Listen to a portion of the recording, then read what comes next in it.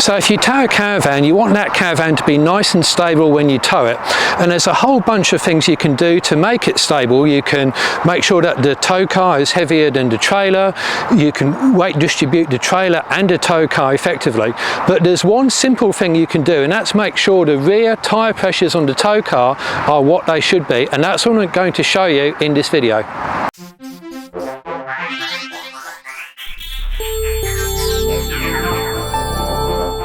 Now, before we go setting any tyre pressures to any pressure, we've got to understand one fundamental rule which applies to all tyres in all situations, and it's this: the more load on a tyre, the more weight on a tyre, the greater the air pressure you must have in that tyre to support the load. Now, the load on the Ranger's rear tyres at the moment is 1600 kilograms. The tow mass of the caravan is 180 kilograms. So you might think, okay, we'll just add the 180 onto the 1600. That gives us 1780 kilograms of weight on the back axle. But actually, it's a little bit more than that. So when we add a force to the tow hitch like this, then I'm pushing down on the back of the car, and what that does is it pivots the back of the car around the rear axle and slightly lifts the front of the car up. Now what that means is that the extra force on the rear axle is more than the actual force pushing down here, because you got that leverage system going on, and it's typically maybe 40% more than the actual tow ball mass. So if we take that 180 kilograms, add about 40% to it, we're actually adding around 250 kilograms through that 180 there, about 250 kilograms to the rear axle.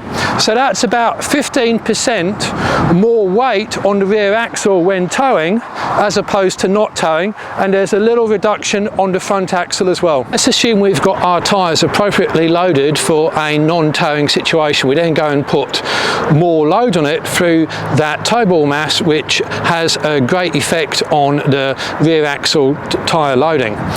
What could happen? Well, when you overload a tyre, and that means you run it at too low a pressure for the weight, nothing good happens.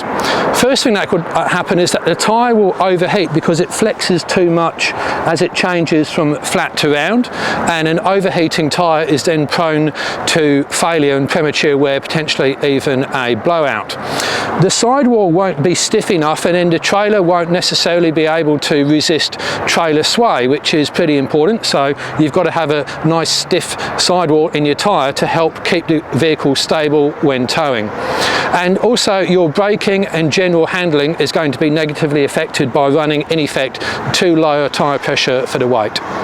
So the first thing we're going to do is make sure that your tyre pressures are appropriate for the vehicle when not towing, and at the moment they are. I've got 37 psi in this, and the Ranger is not hooked up to the caravan. Now this is going to be a rough and ready guide to adjusting tyre pressures. Nothing's ever is exact really when it comes to tyre pressures, but it will give you a good starting point. So what we're going to do is measure the contact patch of these two pieces of wood. We'll just pop them at the end of the contact patch like so, and square it up with this bit of metal.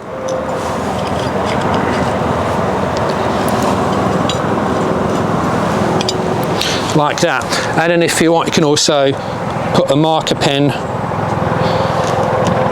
mark just to see whereabouts it is at any given point. We can even measure that, and we can find that that is exactly 280 mil.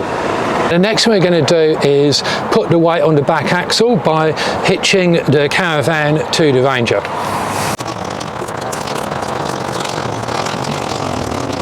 So here you can see the tyre contact patch slightly increase as the load is placed upon the rear axle, and then reduce as the load is removed. Now this tow ball mass is relatively small, only 180 kilograms, which translates to about 125 per tyre. Imagine if that was something like a 300 kilogram tow ball mass.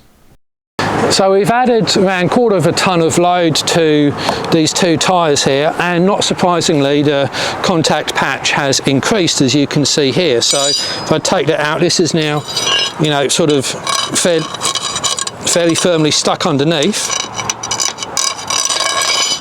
Doesn't increase by a lot, but by a little bit.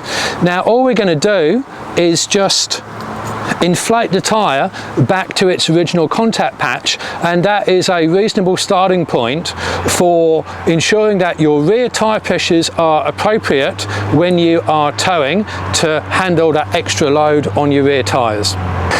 But before we do that, let's measure the new contact patch length. So let's put those back and square that up here.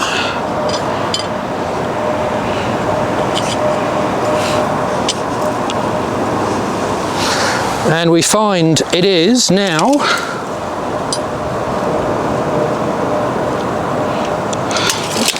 about 288 millimeters, just not a huge amount, but a little bit more. So we'll fix that by increasing the air pressure.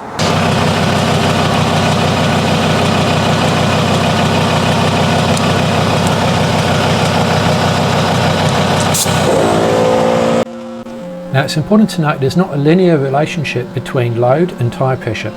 So for example, if you double the load, you don't double the tyre pressure, and if you have 10% more load, you don't just add 10% more tyre pressure.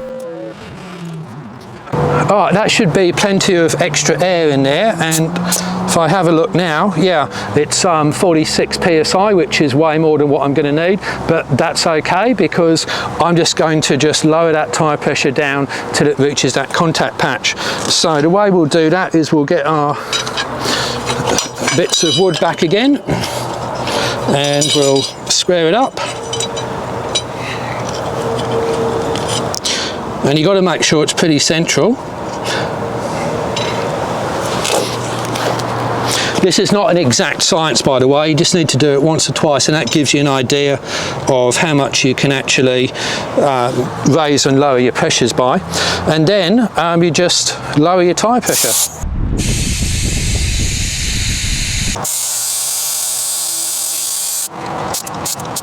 So I know that the right answer is going to be above 37 psi. I've set that to about 40 at the moment, and yeah, I think that's probably going to be, get that squared up.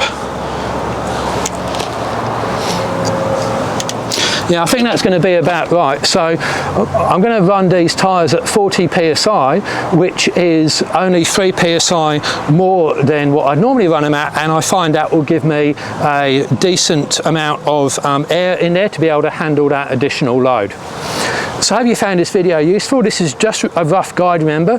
The principle that you must remember is that the more load on a tyre, the more air pressure you have to run in it.